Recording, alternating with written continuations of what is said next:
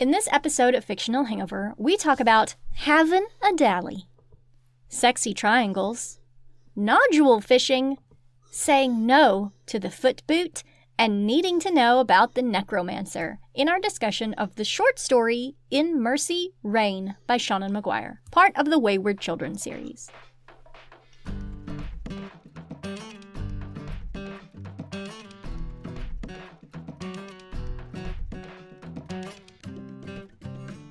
Hey everybody, welcome to Fictional Hangover, a podcast about young adult and new adult and sometimes other books, series, authors, voice actors, illustrators, and stories? Should I throw stories in? I don't know. This week, why not? It's full of spoilers.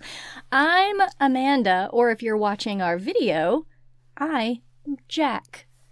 And I am Claire, or if you are watching our video, Alexis. And today we're going to discuss In Mercy, Reign by Seanan McGuire. Standard disclaimer. If you haven't read this story, please remember that Fictional Hangover is all about spoilers. If you haven't read and don't want to be spoiled, stop listening to us and go read the story, then come back. You can find it on reactormag.com. If you haven't done this but want to pretend that you have, or if you don't care about spoilers, or if you just like the show so much that you don't care about any of that, then listen up. Really, watch it though. It's worth it. It's available for everyone because it's a book club week. Everybody go watch this video. It's really great. That's right. Oh, it's on the internet. It is on the internet as Claire/Alexis covers up her boob a little bit more. It's a king-size bed sheet. I have the room.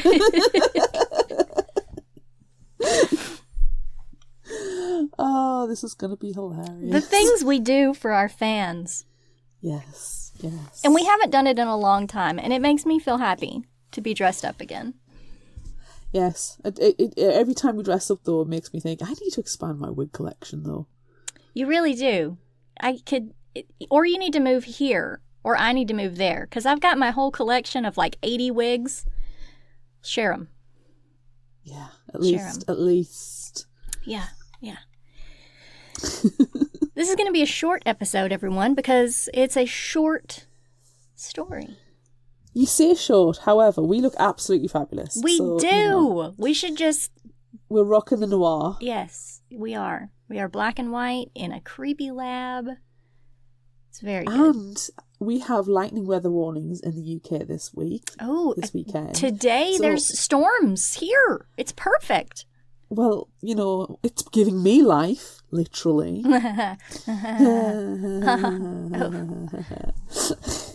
So, yeah. It's amazing. It's amazing. It's going to be fun. I'm just going to be playing with a bedsheet the entire time. That's fine. I'm probably going to start adjusting my bow tie soon, so don't worry about it. Anywho, do you have any Nerdist background? No, actually. Or have we moved on? No, we have moved on because our last episode, Where the Drowned Girls Go, was the last bit of that Nerdist article. And then it just ends. There's not even a conclusion. It's just like, and here's all the information about Where the Drowned Girls Go. And so I've moved on to another interview. And this one is with Grim Dark magazine. And they say, and this has nothing to do with the story, by the way. It's just fun information about Seanan McGuire. So deal with it. Could you tell me about your beginnings as a stand-up comedian? What? And an animal rescuer. Love her. What? This is amazing. You had mentioned that stand-up comedy and writing are things where you are constantly throwing yourself into ridiculous situations. What kind of effect did comedy have on your creative pursuits? So Seanan's response is, and it was much longer than this, I cut it up and put it back together. I think that... Appropriate. I know, that's why I did it too. I think that everything you do will influence who you grow up to be, or don't grow up to be, as the case may be. So stand-up and animal rescue both taught me that it's better to risk looking ridiculous in the moment, if it means you get the laugh, or the lizard, or in my current life, the story. So, I mean, we don't have any... I need to know more about the lizard. Right, yes. And we don't have any lizards, but we do require laughs to survive. And we're telling a story, so, I mean, it applies to us as well. I agree. As she scans the room she's in for anything lizard-like. I mean, I might have some lizard stuff, but if I back up, then I disappear from view. And, you know, it's not worth it. Also, No. I don't know if Jack would have a pet that she didn't reanimate. Well, she's got the horse. Yeah, but she reanimated them. Yeah, and I think that's probably about it. Yeah. I feel Alexis is the kind of person who would bring home a kitten Yes. and be like, this is our kitten now. And Jack would be like, ah, but gives in for Alexis. Yeah. And, you know, whenever the kitten inevitably passes away, I'll just reanimate it for you. And then I'll like it more. Yes. So when we're 80, we have 80 cats and they're all reanimated. Yes. I like this plan. This is a good life plan for us. Yes. Yeah. Do you have initial thoughts about this one? I feel like we're really trying to stretch it. Talk slowly, Claire. Okay. We're back in the moors. Yay, the moors. So far, I think it's our favourite location. Yes. And I have to wonder, is it our favourite location because we've been there 1,000 times? No, I think it's our favourite location because it's our soul. You're right. It's dark and creepy and dead and violent. And lightning storms, and there's vampires and monsters. Yes. And corpses and reanimation and science, because we love science. Yes. I think you're right. It's got the whole kit and caboodle. It does. You know what else it has? Jack and Alexis. Yay. My favorites. My favorite characters. Yes. Yay. So shall we dig into this very, very, very short summary? Yes. All right. Jack was 12 when she and her sister Jill went down an improbable staircase through an improbable door and into a world where surely no one would dream of going except for us. The moors were not like other places in fairy tales and books where one could learn to fly or become a princess. Jack was 12 when she all but sacrificed her sister to the vampire lord and chose to join the mad scientist, Dr. Bleak. Please see all of our Wayward Children episodes for more details. There's a lot of them. From episode 1 of them. Dr. Bleak would have chosen Jill to be his apprentice, knowing that Jack would have survived becoming a vampire and that everything probably would have turned out okay, but later, as Jack grew stronger and allowed him to help more people, he wouldn't have changed anything.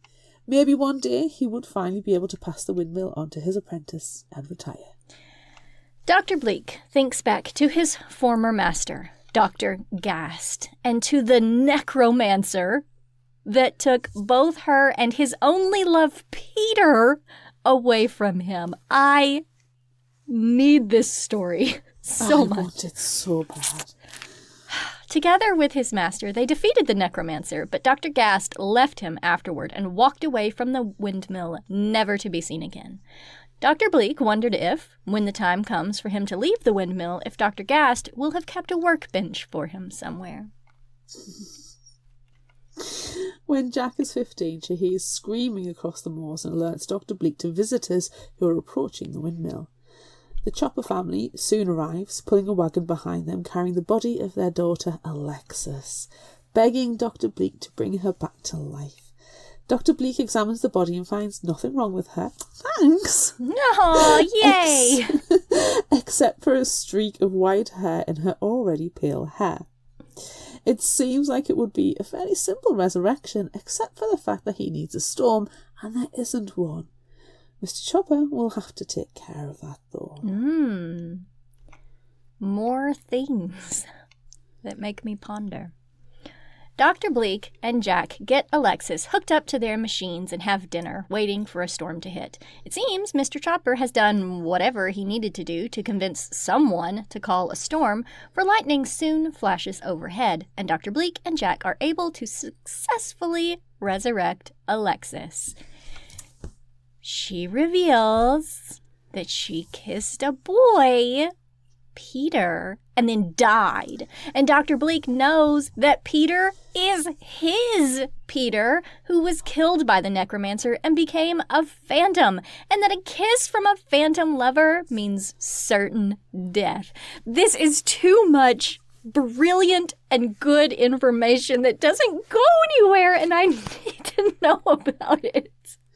I'm so glad you're like this, because, like, I have been like this the entire series, but I know you've read until a point, right? And we finally reached the point you don't know anything. Yes. So it's delicious for me. I'm enjoying every second. I'm really glad. Alexis is confused when she resurrects. Same Alexis every time I wake up. Calling Jack a mirror and a reflection of Jill, because Jill is the daughter of the vampire lord. Can't have her own reflection, so Jack will die when Jill becomes a vampire. She says she was afraid to approach Jack because of that. Jack is immediately enamoured with Alexis, who is the most beautiful person she has ever seen, but knows that Alexis would never feel even halfway the same about her, so she excuses herself. Dr. Bleak, still thinking of Peter, only tells Alexis not to waste her resurrection on a phantom lover.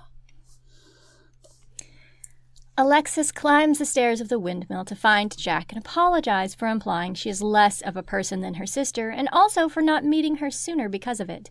Jack, not really bothered by the apology either way, tells Alexis her parents will have paid a great price to the drowned gods to buy a storm for her resurrection, and to not waste it by dallying with a phantom lover. Alexis tells Jack she cannot tell her who she can dally with, unless she wants to do the dallying herself.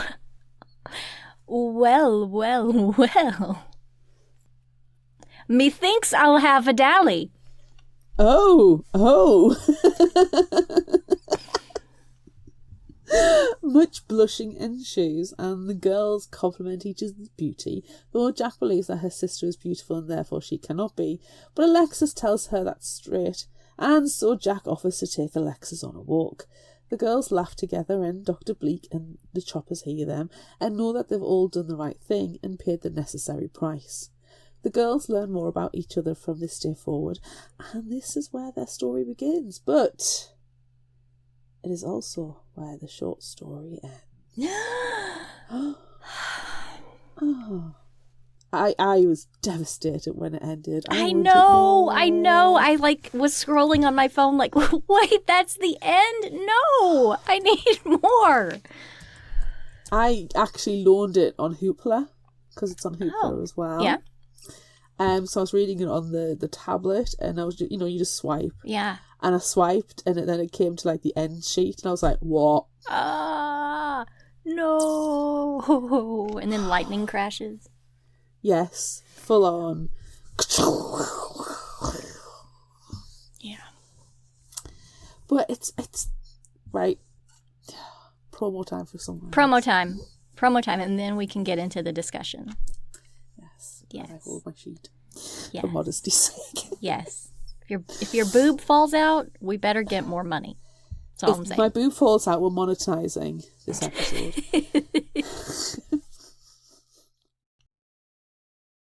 Hi, it's JL Bleakley, Arden Jones, and Shelley Mack. We are authors, friends, and critique partners with a passion for YA books. We all know that feeling when you finish a good book and you're just bursting to talk to someone about it. And that's why we're here. Each month we choose a YA book to read and discuss, spoilers and all. And that's not all. We talk book covers, tropes, publishing trends, and so much more. All with the insight of being in the industry. But most of all, as readers like you with a love for reading brilliant fiction. Check out YA_BookJam on Instagram and X for our book announcements to read along with us, and catch up on our previous episodes at YA Book Jam, available wherever you listen to podcasts. So now we're back from the promo. There was no bosom, unfortunately, for everyone. But now we're back.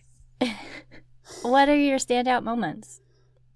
I loved how flirty Alexis was with Jack, and how Jack was either like flustered or you could hear the does not compute.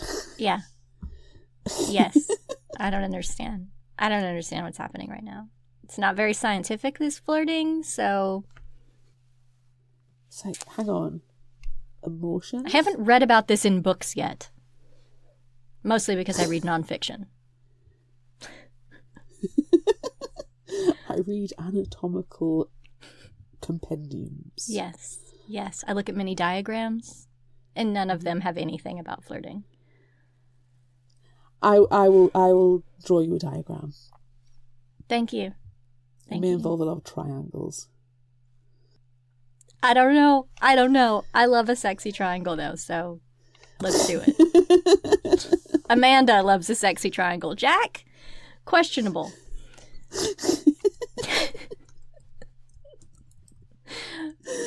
I've just done it again. I really loved hearing about Dr. Gast, because we've heard about Dr. Gast a little bit, like just mentioned by her name. But now we get a little bit more of Dr. Gast, and we learn about a handsome young lad named Peter. Yes. Like, why don't I... At this point, I don't think we're going to get any more about them.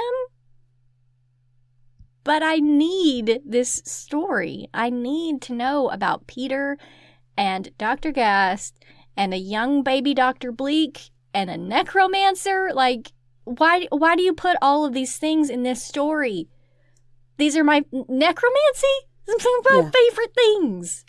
Yeah, I feel really teased at the moment. Yes. Like, how dare you give me all this great content and not actually provide me with the story? Dare. How dare you? Do you want to know my Peter theory? Yes. He came through a door. Ooh, I would like that. Yeah, my Peter theory is that he could have come through a door. Yeah. And obviously because he's not going... I get the impression that the Vampire Master prefers girls to boys. Yeah. In terms of being a child. Yeah. Yeah. Because he's a groomer. And Right. disgusting. Yes. So he wouldn't be interested in Peter. So Peter just kind of joined the village. And that's my theory, because I like it. I just feel like it. I just don't feel like Peter was from the village. I don't know. That's my theory. Well, there's some people that are born there and some people that aren't, and I feel like the people that are born there are few and far between. Yeah. I feel like a lot of people come to the moors, but like at the very beginning of the story, you know, it's like, why in the world would anyone choose to come here? Why is this the world where people go? So, I don't know. Because people look good in black and white. People do look good in black and white. Helps accentuate the cheekbones there, doesn't it? Yeah, I'm feeling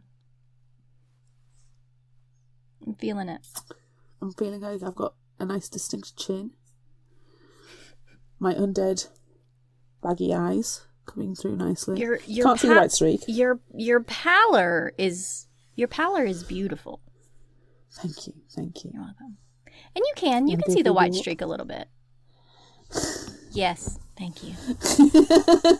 Just pull down that sheet a little bit. Dollar signs. I'll just everywhere. I will go cover my shoulders. Ready to go, darling. Let's go, my love. Let's go traipse through the moors. I don't know what we're doing when we're traipsing. We're traipsing. How does one trip? I can waft in my sheet. You can waft. You should waft. Most definitely. And I will just walk solemnly aside your wafting. Yes. Yeah. I think that's fine. It sounds like a really nice date that we've just gone on. Yeah, I like it. Yeah, me too. I did like finding out a little bit more about Alexis, even though it was just a tiny bit more. Yes. Yeah. You find out that she is basically a desperate, hopeless romantic. She really is. I mean, she kissed a ghost? Or a phantom? Or whatever he is? Like, what? And she's completely unrepentant about that. Yeah. I kind of like that. I mean, it sucks that her parents have paid a huge unknown price to get that storm, to bring her back. I don't really have a surprise in this one because it's a short story, and like, how do you have a surprise in such a short story? But I didn't know that it was a thing in this universe, in this world. It doesn't seem like it would be. It seems a little too magical, I think. But they went to the drowned gods and paid some horrible price. What did they do? I want to know, and I'm guessing the repercussions are going to come back in a future book. I wonder if it was like, you, okay, so we're gonna be able to resurrect her, but she's not gonna survive. She's got a little bit more time. They're adding a little bit more time to her life, but then, you know, she gets resurrected again because love. So, I mean, that it could be that. I mean, I hope it's something much, much worse, but it could be something like that. Like, you're not going to have her back forever, and they're just going to take what they can get.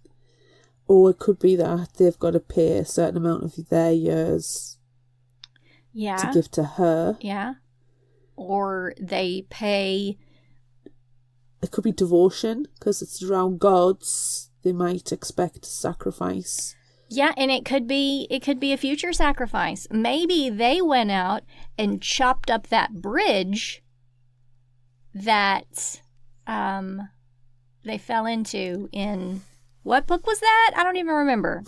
Come Tumbling Down? Yes. When Cade fell through the bridge? Yes, it could be, and I don't know, and I'd like that loose thread to be tied off. I would like to find out what price was paid, because I don't feel like this is the last of Jack and Alexis. No, obviously Jack and Jill, which R.I.P. Jill, she's gone. Jack is very clearly, and I'm pretty sure it's been said multiple times across the internet, that Jack is Seanan McGuire's favorite character. So it can't be the end. It can't be the end. No, it can't. But if we're messing up our usual script timeline a bit, I'm going to say that Alexis's parents are probably my favourite character. It would normally be Jack, it would normally be or even Alexis. Yes. But in this instance, I'm going to say that Alexis's parents, because they've paid a huge price for their daughter, and that's a massive sacrifice, and I think that, commendable. They obviously love her so much, and it's nice to see. It's nice to see parents loving their child. Oh my gosh, I know, right? It doesn't happen very much, especially in this world, or in these doors. It doesn't happen. In this series, yeah, completely. And Dr. Bleak, he is Jack's father for all intents and purposes. Yes. He adores Jack. He does.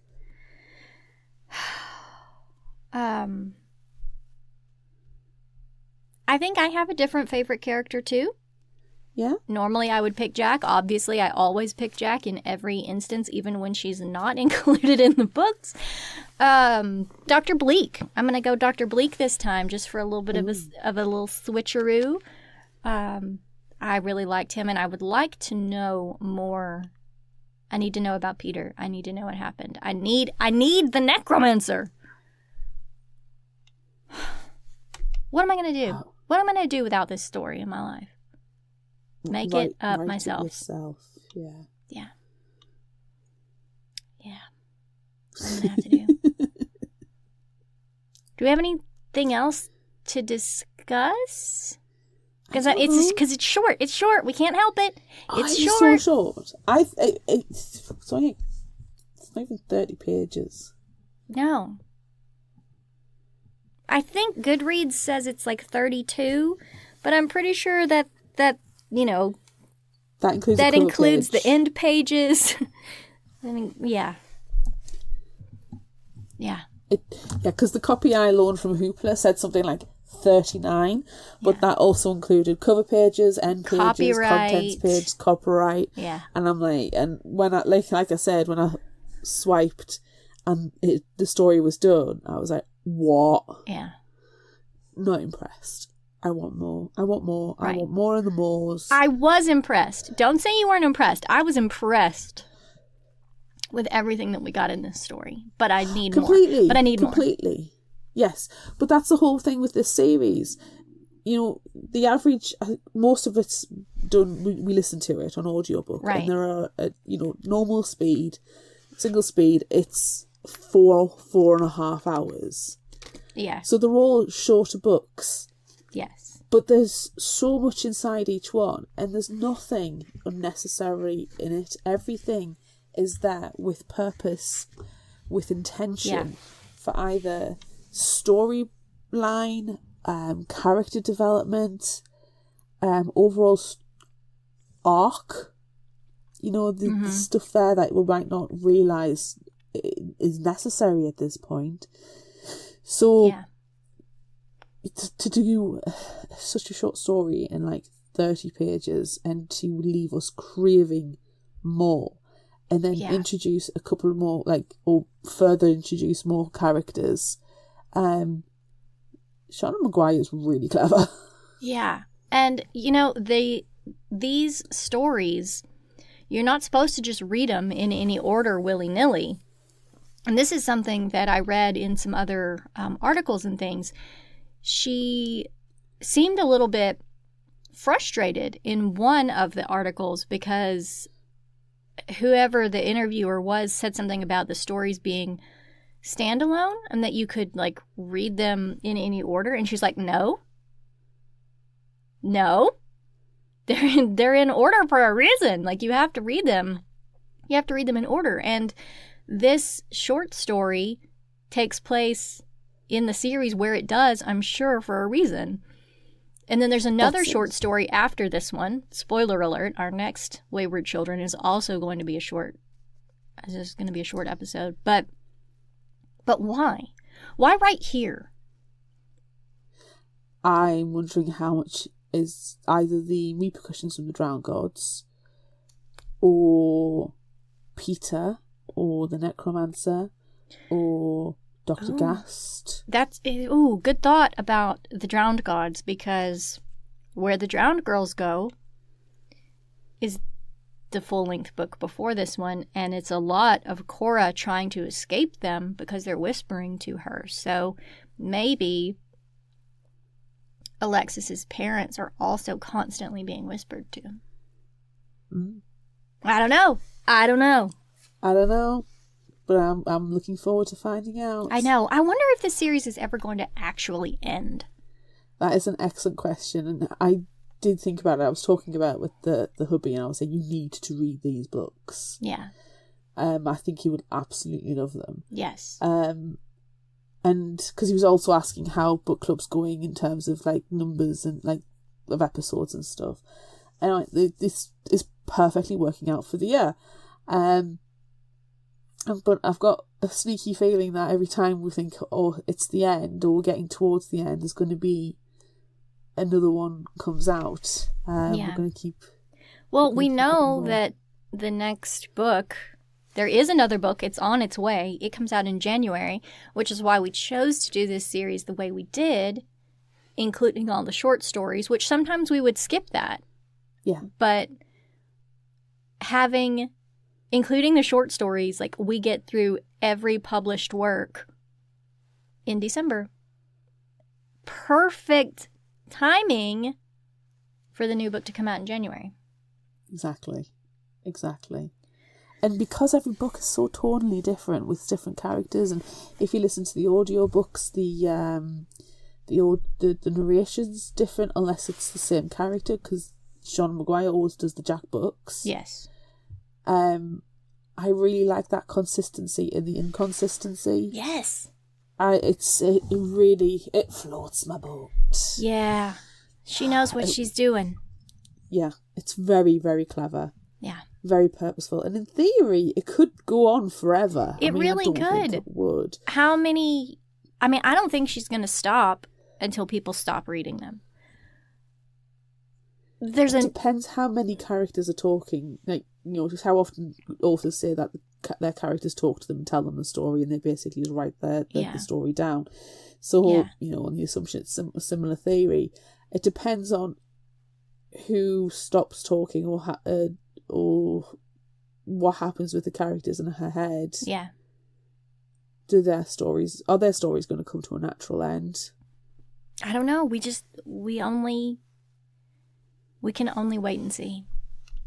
No, and I've got... There's still the assumption as well that the headmaster at Whitethorn Academy School, wherever. I cannot remember what it's called. Yeah, I mean, he could have just been introduced as as a big bad, and maybe when that story is over, that wraps up the series. Yeah, maybe that's what I'm he thinking. succeeds and gets rid of all the doors, which would make my loving, horrible endings heart very happy. Like, it doesn't end happily, all the doors are gone, and he's like, ha ha ha. And then no one remembers because no one remembers him. Yeah, there's also part of me that wonders if Eleanor needs to make a sacrifice. Yeah. Maybe she drags him through her door and then closes it for good. Yeah. And then violently murders him as soon as the door closes. Oh, yes. Delightful. I don't know that Eleanor would do that. She seems very nice. I don't know. Oh, she seems lovely. But is she? We don't know what's behind her door, really. We don't know. It could be anything. Yeah. So many things. So many things to ponder. And that's... It's massive guesswork. Yes. And I'm sure we're very wildly incorrect. Oh, hugely. Do not quote me on anything that's been said. No. Though I do reserve the right to say I told you so. Yeah, of course.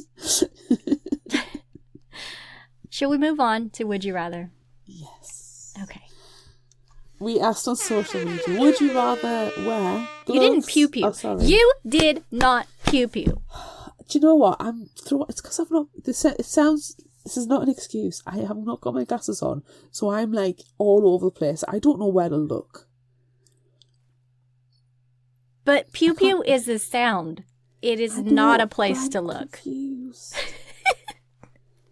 Pew, pew, pew, pew. Right. I've just been brought back to life by lightning after kissing a phantom. Give me a break. Lightning crash sounds. Pew, pew, pew, pew, pew.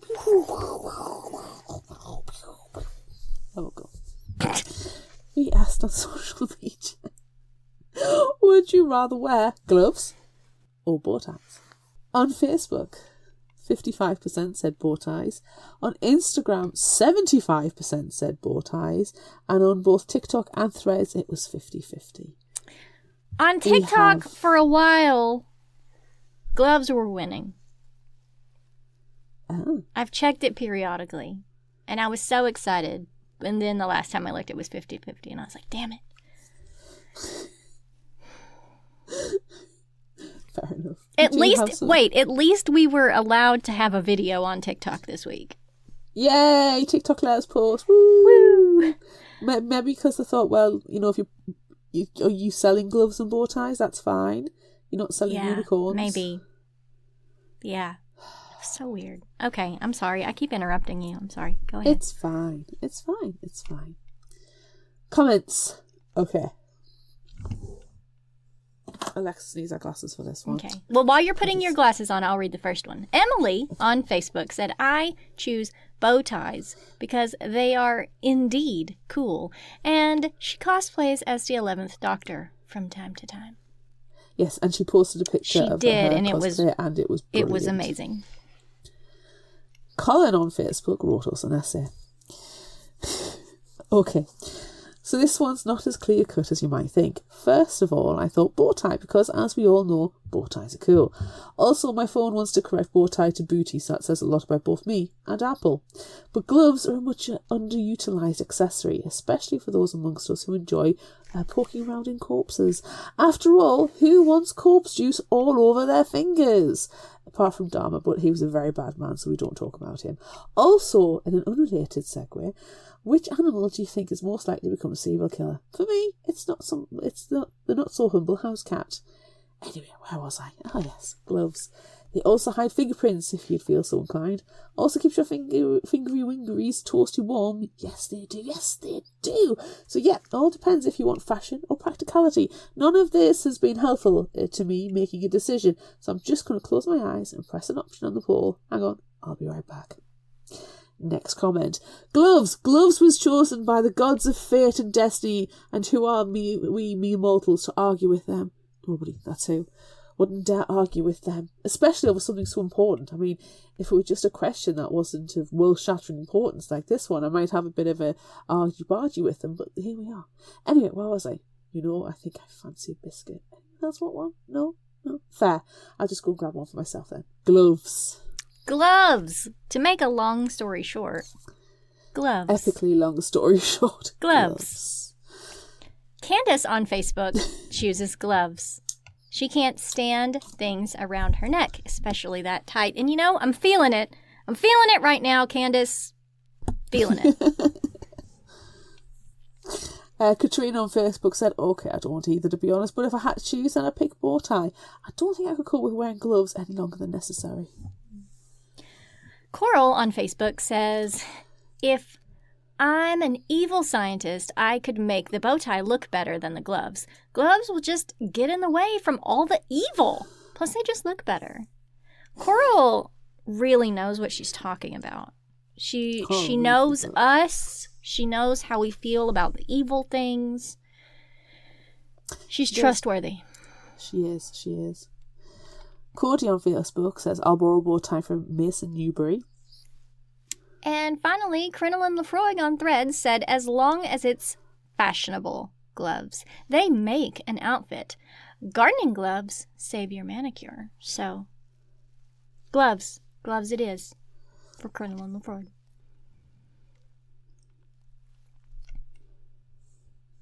I choose gloves. I'm going back to Candace's comment. I'm not digging this choky feeling that I got going on with the bow tie. So I'm gloves. Plus I like these gloves. These are like my gloves that I wear when it's cold and I need gloves. These are not costume gloves. These are real gloves.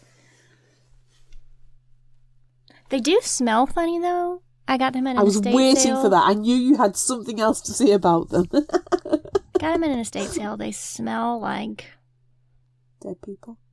Yeah, an old lady's house. But I don't care. I don't care because I love them. And they're real leather, which normally, I wouldn't choose that option. But these were made a long time ago, so. Gloves. I don't know. I don't know where I left off with that. Just, what's your answer?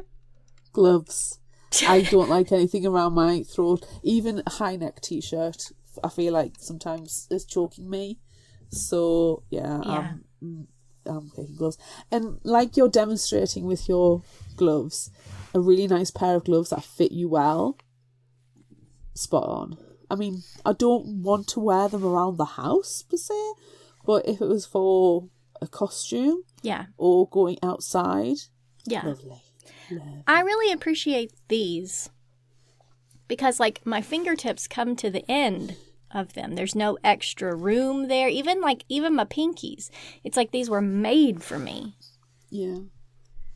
I'm a fan of the gloves that the ones I tend to get are the fingerless ones. I do like a fingerless glove. Yeah. And I've got a pair of cashmere eggshell blue. A friend bought me from them. A university friend bought me them, and they are the softest things in the world. But they keep my hands lovely and warm. Yes. But I still feel like I've got the mobility with having my Yes. fingers free and Yeah. my fingertips free, but I still have them nice and warm and toasty, and Yeah. they're beautiful cashmere blue gloves. That sounds really nice. That sounds really nice. Okay, next. So this one was taken from the text. Oh. And, you know, Jack has to do both of these things, but I thought, why not ask which one would you rather do? Would you rather dredge nodules from the lungs of iron workers or slice tumors and rot from the bodies of farmers and farriers? Oh.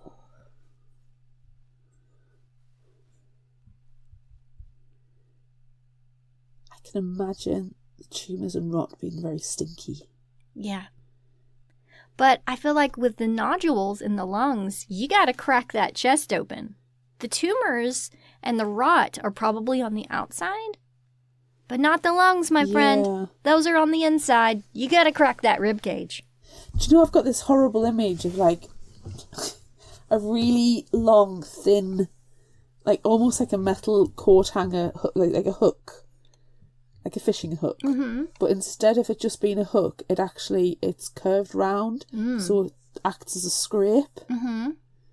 And it's tiny and thin, and it goes down the throat and then into the lungs, then scrape all the way that way. I can imagine that being really, really, really difficult. Yeah. Yeah. And you'd have to like wriggle it around once you got it in there. And then pull it out. Like, what treasures would you pull out along the way? Yeah, like fishing for nodules. Nodule fishing. Nodule fishing. It's one of my But then it's newest like, hang favorite on, activities. I've just found some like pirate treasure in here. Yes. Yes. I think I'm going to go nodule fishing, personally. Yeah, I'm feeling the nodule fishing because I've got, like I say, I think the rot is going to be very pussy. It is. And It's going to smell. Yeah. And maggoty. Yeah. Oh, it's the foot boot. It's the foot boot again. Oh, it's the foot boot. Foot boot has happened. No. Nope. No. Nope. Nodules. No. Nodules. Nodule fishing. Yes. Say no to foot boot. Say no to the foot boot. What's our next question? Just move on. Move on. Quickly. Would you work for Dr. Bleak or Dr. Gast? Well, we don't know much about Dr. Gast.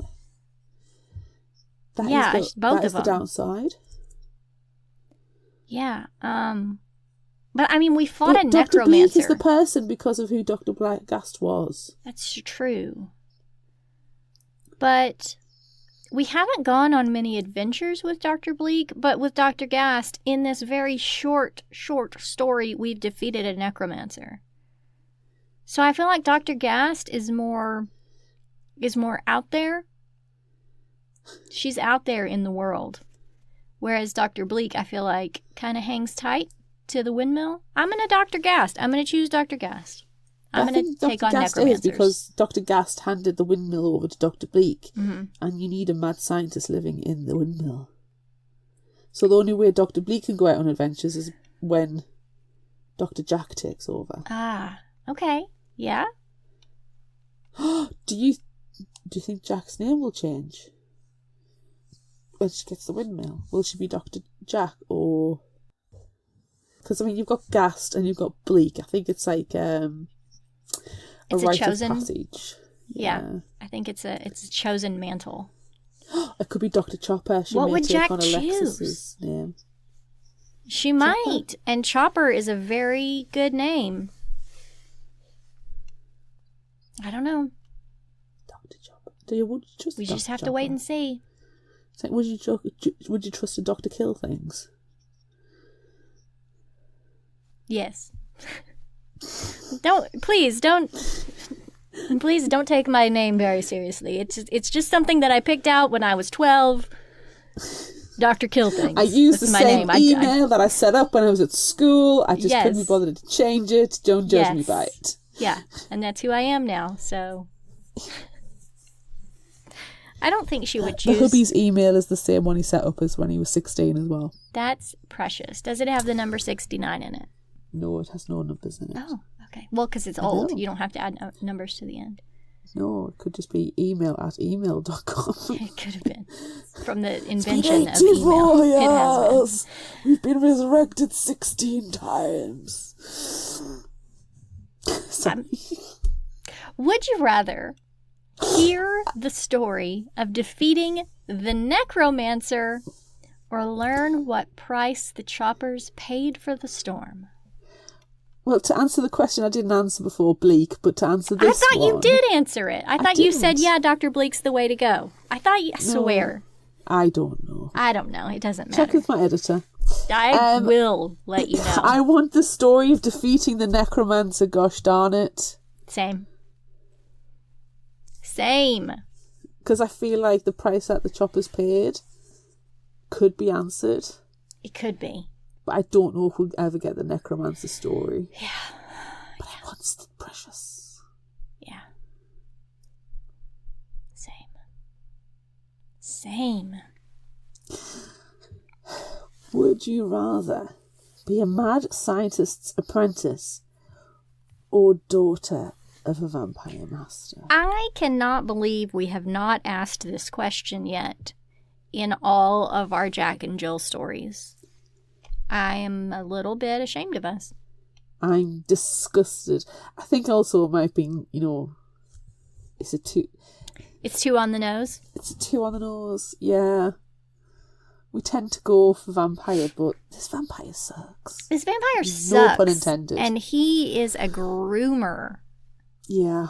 So, if we're going Moore's mad scientist and Moore's vampire master, I do not want to be associated with that vampire. No. So, in a fictional hangover first, potentially, Yes. I'm going to be the mad scientist's apprentice. Yes, and Give I me am those corpses. I am joining you. I can't abide this vampire. Ugh. Yeah, it's gross. He's gross. He's a very, very bad man who does very, very bad things. Yes. Okay, favorite final thought quote. Not much to choose from. There was 12 sentences in the entire story, so yeah. I'll give you one. There was still rain, there was still laughter. Sometimes that can be enough. Okay, I have one as well. Beauty can be spoilt, can change with the times, but kindness is eternal. And that's describing you, my friend.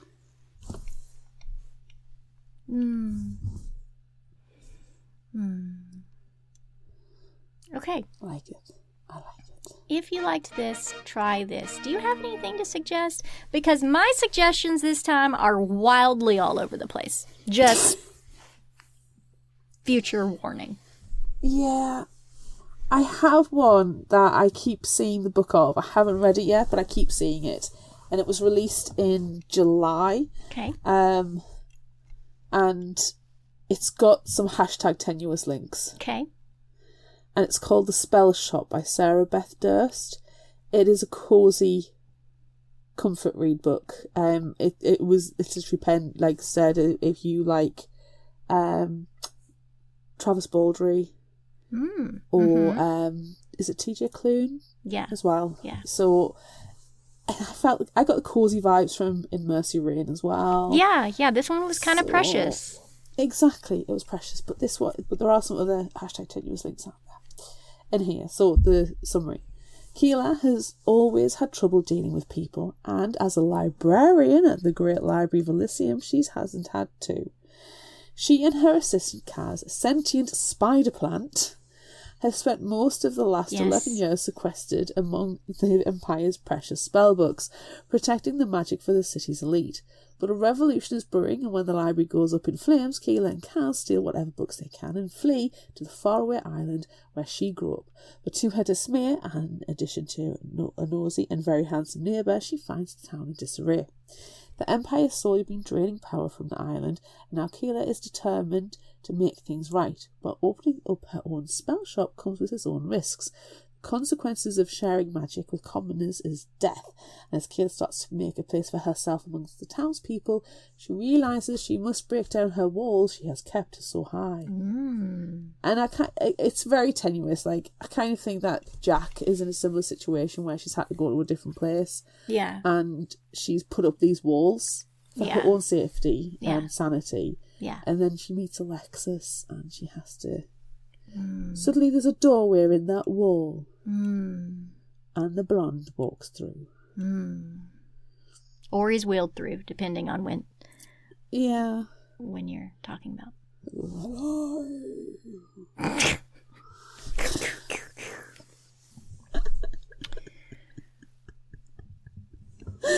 Oh, what have you got? Okay, I am going to suggest one that I just finished reading yesterday. I know what that is, because I know what you were reading. The Madness, by friend of the show, Dawn Kurtagich, which the audiobook, her last name is pronounced Kurtagich, and I don't know how I feel about that. And if that's right, I apologize. But The Madness just recently came out, like last week. Beware what waits in the shadows. With one unexpected email from her estranged best friend Lucy, Mina Murray's carefully curated life is turned upside down. Leaving behind her psychiatric practice in London, along with her routine and the calm it brings, she returns to the wind-swept shores of Wales. Faced with everything she's left behind, she soon discovers that Lucy's symptoms mirror those of her mysterious patient with amnesia hundreds of miles away. With nothing but an untreatable sickness connecting the two women, and with Lucy's life on the line, Mina finds herself asking questions and being drawn ever deeper into a web of secrets, missing girls, and the powerful, nameless force at its center, one that has been haunting her for years. As terrible ancient truths begin to reveal themselves, Mina prepares to confront her own darkest secrets, and with them, an evil beyond comprehension. Together, with a group of smart, savvy women, Mina seizes one last, desperate chance to stop the cycle that began so long ago. But there are dangers to inviting the attentions of what might not be a man, but a monster. A vampire! So it's a modern feminist retelling of Dracula, which ticks all of our boxes. Hell yeah. Yeah. Well, we've just given 2 new releases, so is there another one we can give, or an indie spotlight? There or is. something that's coming out soon? There is. This is a new and indie spotlight. It's actually the second book. But we shared the first one way, way back in episode 197, our Teen Killers Club episode. Oh, wow. Yeah, I know. 197. Yeah. Wow. Yeah. We did that early? We did. So this is called The Rest of Your Life soundtrack by Benjamin Roche, and it comes out September 6th, which is soon. Book 1 is Blowing My Mind Like a Summer Breeze. So this is book 2. When teen musician Rainey Cobb gets noticed by a major record label, she's caught between her rock and roll dreams and her sick father's hope that she goes to college. She finds a romantic diversion in Mia, a music-obsessed college dropout who makes the best mixtapes ever. This is our hashtag tenuous link, by the way, because they are both ladies. But it's hard for Rainey to fully open her heart when she's not quite ready to show the rest of the world she's gay. Signing a contract with the label should be a no-brainer, but they're also demanding that Rainey swap her grunge-curious look for Gap catalog styles and her edgy original songs for a more radio-friendly sound. They even offer to pay her dad's expensive cancer bills if she'll commit to their vision. But how much should a dream really cost? So these are my hashtag tenuous links. Lady Love, Yes. outfits, Yes. and how much does a dream cost? I would also put in medical. Medical things. Yes, you're right. You're right. We could scrape out that cancer if we were hanging out with Jack. Yeah. We'd take care of it for him. We'd take care of that for Rainey and her father. Jack would tell Rainey, "No, come here. I'll sort your dad out Yeah. with my scraper." Yes, with a nodule scraper. Yes. You go, Alexis. Can you keep them company while I get my hands not dirty in my gloves? Right. Yes. And Alexis would be like, "Yeah, sure, come on." Yeah. But Benjamin was really nice when he reached out to us the first time to share Blowing My Mind Like a Summer Breeze. And I thought, you know what? I've been following him on social media. He's very precious. We need to share book 2 as well. Definitely. Yeah. They sound really good, actually. Yeah. Okay, well, that's it for this episode of Fictional Hangover. I'm Amanda. And I'm Claire. Join us next time as we discuss, or maybe revisit is better. Is it? I'm not revisiting. You're not revisiting it. But you did listen to all the episodes back then, didn't you? I did. I was the super fan back then. Way back 84 years That's ago. true. Before I was Yes, resurrected. so many years ago. Yes. So we're going to talk about Uglies by Scott Westerfeld, even though that was one of the episodes that we did in the before times. We're going to dig into it much, much deeper, as we are wont to do, just in time for the movie release on Netflix. Look out for our Would You Rather polls and monthly challenges on social media. Don't forget about our book club on Discord, where we are going to be talking about this story. Oh my gosh. Everyone tell us your thoughts. Be sure to visit our shop on Redbubble at fictionalhangover.redbubble.com for all your favorite Fictional Hangover themed merchandise, and become a patron of ours on Patreon at patreon.com/fictionalhangover. Until next time, remember, the only cure for a fictional hangover is another book.